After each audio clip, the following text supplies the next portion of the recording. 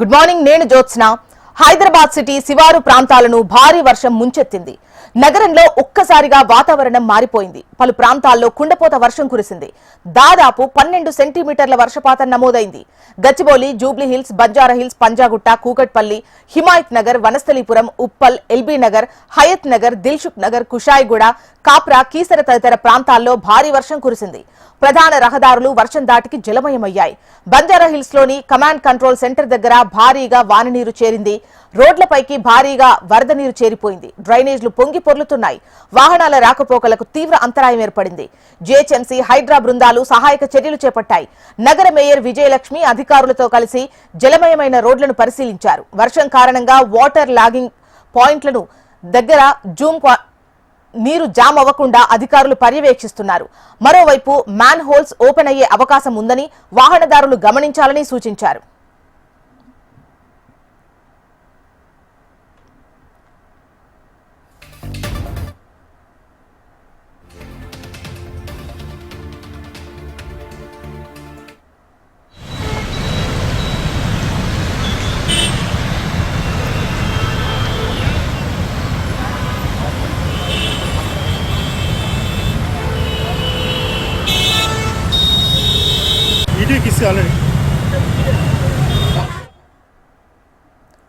భారీ వర్షం విషాదం నింపింది.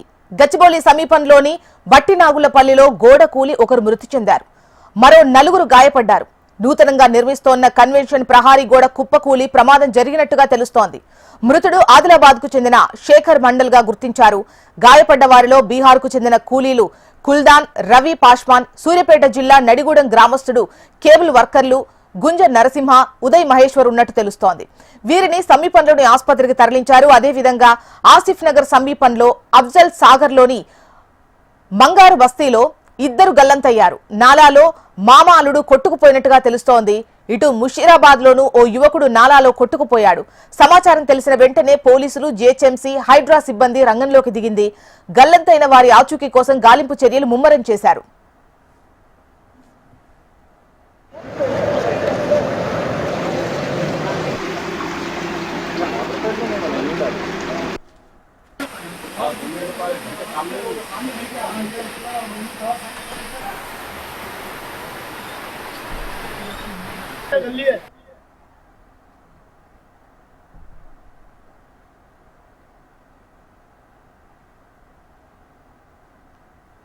ముషీరాబాద్ లో అత్యధికంగా 12 సెంటీమీటర్ల వర్షపాతం నమోదైంది.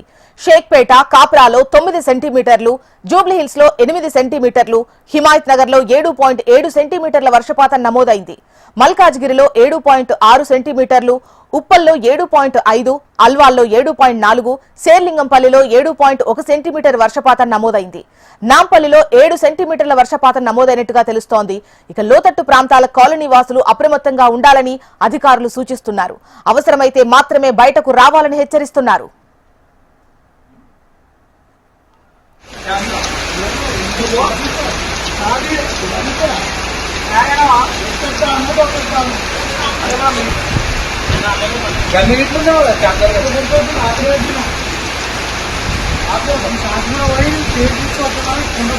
आप